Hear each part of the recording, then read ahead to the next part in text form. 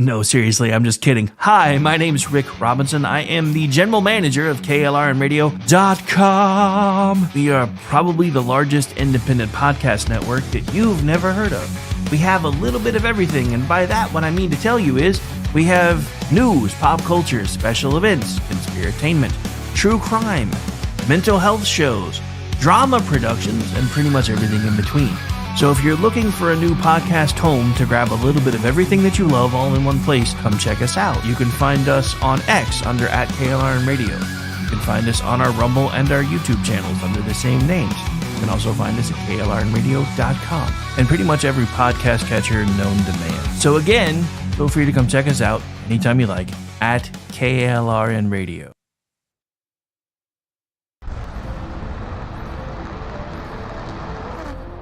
Are you ready to reach for the stars? Tune in to The Lost Wanderer, the #1 monthly podcast on good pods in astronomy. Join our host, Jeff, as he takes you on an interstellar adventure to explore the mysteries of space and the wonders of science. From rocket launches and distant galaxies to the latest discoveries in astronomy, each episode is a thrilling ride through the cosmos. Don't just gaze at the stars. Come explore the universe with us. Follow The Lost Wanderer wherever you get your podcasts, and let's discover the stars together. Hi, everyone. This is JJ, the co-founder of Good Pods. If you haven't heard of it yet, Good Pods is like Goodreads or Instagram, but for podcasts. It's new, it's social, it's different, and it's growing really fast. There are more than 2 million podcasts, and we know that it is impossible to figure out what to listen to. On Good Pods, you follow your friends and podcasters to see what they like. That is the #1 way to discover new shows and episodes. You can find Good Pods on the web or download the app. Happy listening. KLRN Radio has advertising rates available. We have rates to fit almost any budget. Contact us at advertising@klrnradio.com.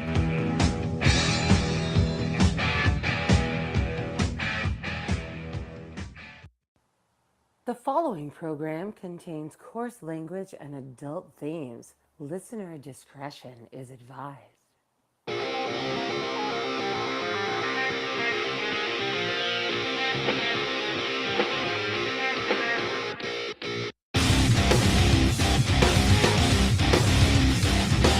Yesterday, December 7th, 1941,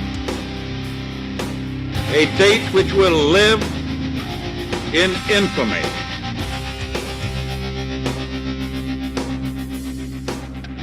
Achieving the goal before this decade is out of landing a man on the moon and returning him safely to the earth.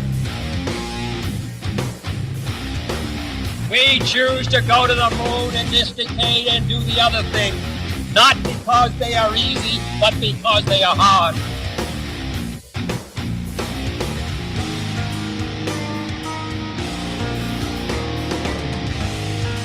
Freedom is never more than one generation away from extinction. We didn't pass it on to our children in the bloodstream. The only way they can inherit the freedom we have known is if we fight for it, protect it, defend it, and then hand it to them with the well-taught lessons of how they in their lifetime must do the same.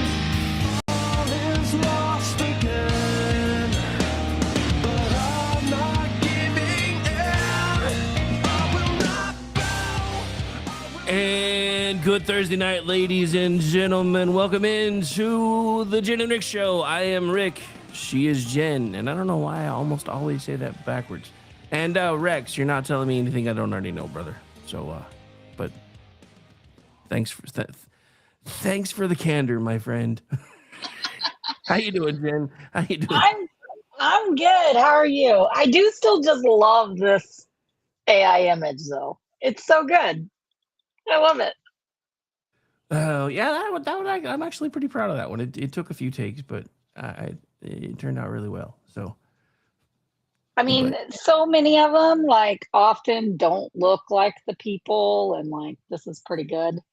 But, yeah, I mean, we were just talking about AI off air before we came on, and, you know, there are a lot of pros and cons. I like it for stuff like this, for sure. It's just fun.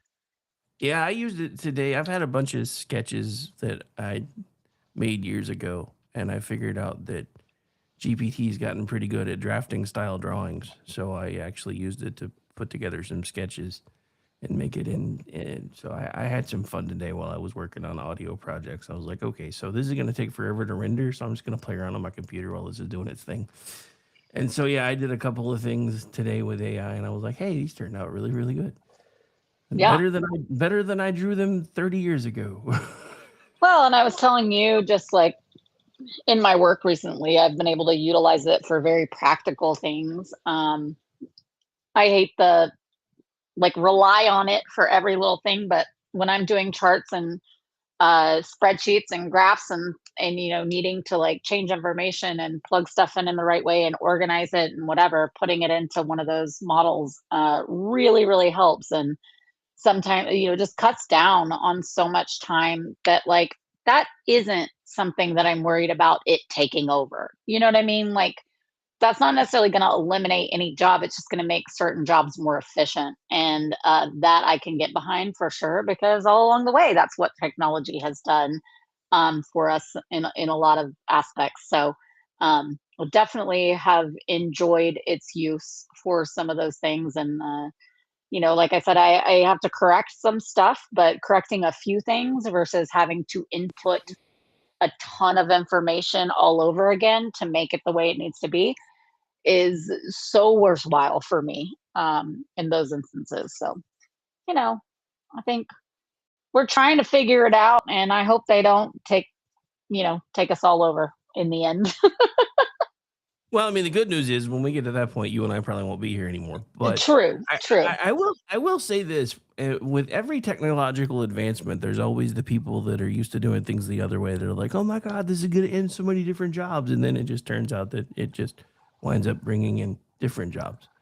Right. Well, I mean, even think about like going back to like e-readers coming out, like Kindle and whatever. They're like, this is the death of books. No, it wasn't. Like there's still a huge demographic that loves to hold a book in their hand and turn the pages physically. And so it helped them be able to take less with them on a quick trip or something, so they have that Kindle to like pick up where they left off. But like when they're at home, they still want to read their book, or they still want to hold it in their hand while, at the beach when it's hard to get the glare off the screen. That kind of thing. Like it didn't get rid of paperbacks and hardbacks. It just opened up more opportunities to read. So, there can always be like the good side of it. So hopefully we'll figure out how to do that and not have it say coach people to kill people or themselves, which has been an issue as of late. Yeah, I mean, there definitely are always going to be downsides with it. I mean, but I don't really buy into the whole, the downside of, oh my God, this is going to kill everything. I mean, I don't even think honestly, because Elon's talking about, having affordable robots here in the next 5-10 years, and everybody's like, oh my God, this is going to end everything. I'm like, no, it won't. It'll just mean that humans start doing other jobs of some sort that will come up because of this. Or innovators, right? Like Yeah. we are innovators. So when something like that has come along throughout the course of history, when planes happened, when we were able to utilize all kinds of different technology that was coming about, sending men to the moon, we came up with new ways to need more jobs, more things, and create more. That then eventually maybe technology does have a part in and take over too. But we never stop creating. We never stop innovating. And so I don't think there's a world where there's no need for human, input. I mean, even the AI themselves needs the human input to exist and to succeed. So, hopefully. Yeah, I mean, as much as I, talk smack about it and try to have a little bit of fun with it because I do a conspiratainment show every couple of weeks. I don't see this being the end of the world that everybody seems to think that it's going to be. At least not yet. I mean, right. And hopefully by the Well, time and I think too, I always like to kind of like the current news cycle. I always like to take a beat before I completely judge it. Like my initial reaction may be like, no, this is terrible, whatever. But then I as we wait a little bit and see how it can actually work and interact and benefit, and we can benefit from it, kind of is how it comes. I mean, I remember initially with like Blackberries, people were like, oh my gosh, Bing having email every day is, I don't want to have that when I'm not in the office. And then it's like it developed into smartphones. And now like smartphones save lives a lot of times because people have it in their pocket when they get in a crash and it alerts authorities. Like there are all kinds of ways in which it can be a good thing. And I say this as someone who doesn't allow my kid to have a phone. But eventually he'll be in that place where we will. And I think that we have to find our own limits and, have boundaries about it all. And so it is what you make it. But always kind of wait a little bit and see how it's really going to pan out before I truly make this like, this is horrible. Video games rot your brain. You're all going to be Columbine killers. Like, no, that's not the case. So just pump the brakes a little bit on the hysteria is all I'm saying. Yeah, I mean, seriously. But I mean, that's like, the Kennedy line from our intro where he's like, we choose to go to the moon in this decade and do the other things, not because they're easy, but because they are hard. Now here we are in 2026 and we've gone back to the moon again. Which is so fucking cool. Right? So fucking cool. The one thing I will say is I really wish NASA had bought X's equipment. Yeah, not X's, but whatever. Yeah, SpaceX. SpaceX's equipment for their video shoots and stuff, because some of that stuff I was like, dude, really? But you know what? Like I realized, so there are so many things that happen that are kind of monumental, that are just like a rehash of things we've done before, or like a better version of something we've done before that I have normally been around for at least the older version or one of the older versions of, and my son has experienced for the first time. This we're experiencing together because I was not alive for any moon mission. I know them. I've seen them. I was not too far, but I saw space shuttles. I've seen other exploration. I've seen, the satellites and the rovers and all of those things, but I have not been alive for a moon mission, and neither has my son. So we're getting to experience this together for the first time. And that's really cool. Because a lot of times it's like, oh yeah, well, when we did this before, like I was this age or I was that, and now this one's different because, and it's like, no, I've never been alive for a moon mission. We've had the capability. We just haven't gotten back since I've been alive. And that's crazy. And this is so cool that we get to both. And my kiddo, like he loves space. My parents, like my mom is obsessed with like the constellations and the moon and all this. So we got her a really nice telescope about a decade ago. And they always watch like any of the eclipses together. Like we've taken them out of school so we can be with grandma to see the eclipse, like, and then be able to use the telescope on really clear nights and see Venus and see different, like, just different constellations as they are, coming into, our view at different times of year. And so it's just a really fun thing. He's gotten to see all that. And now for this, so he's like really interested, really loves it. And it's so cool. So cool to both be seeing this for the first time together. And of course, like the technology now and what they're able to transmit back to us, and the images that are coming out are just incredible. And then seeing the astronauts have fun and all the little things along the way with the little floaty guy and just some nuances stuff. They did a whole little shoot where they mashed it up to the theme house of Full House introducing themselves, like while they're in the craft, being like, "Hello, everywhere you look," and the guy's like turning around, "Oh, hi, what you doing there?" As I'm pushing buttons on a panel. So cool, just really, really, really fun.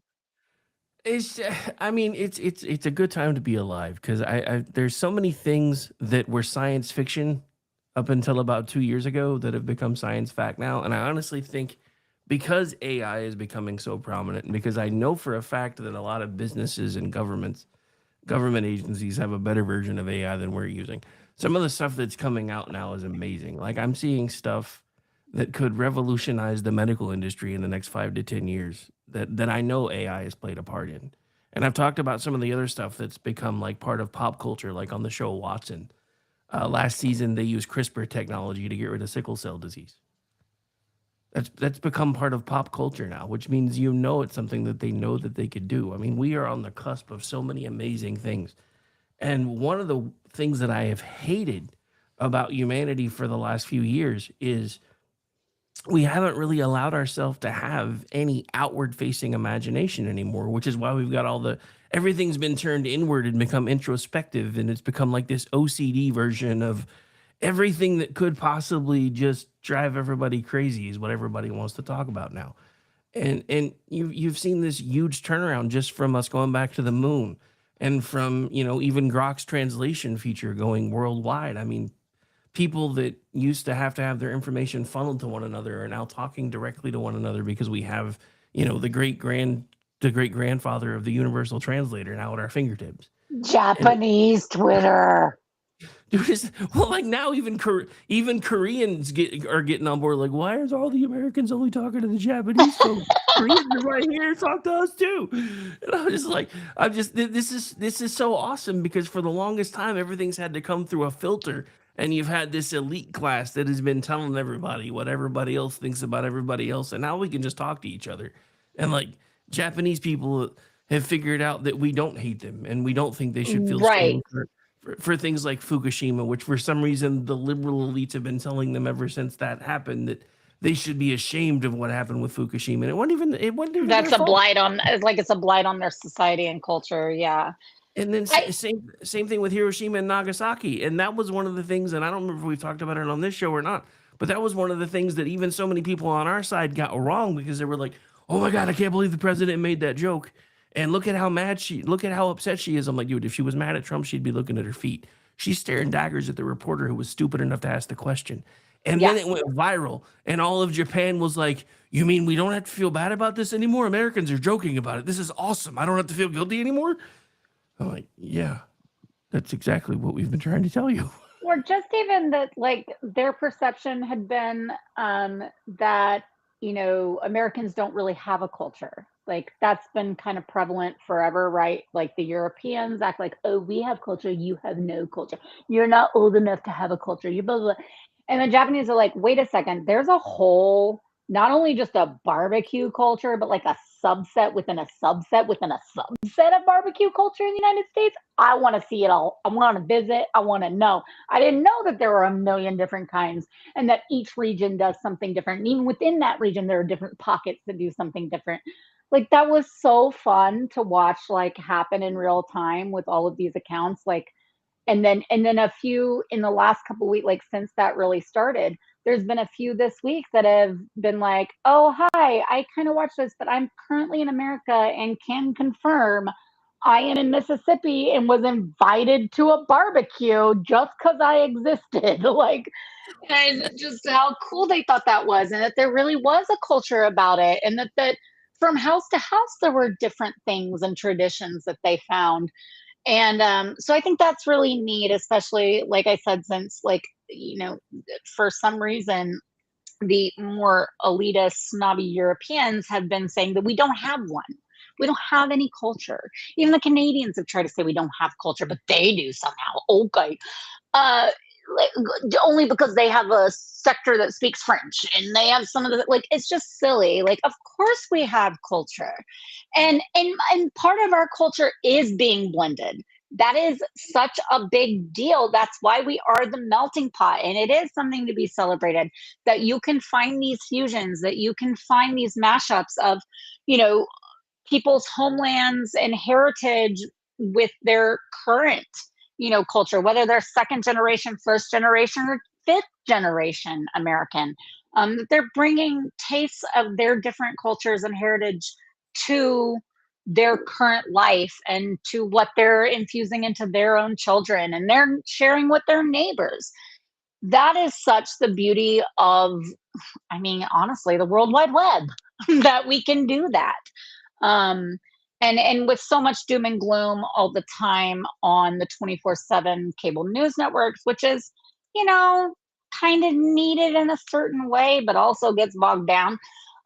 It's nice to have that really personal connection with people from all over in a way that is easily grasped by this new translation feature that is very cool.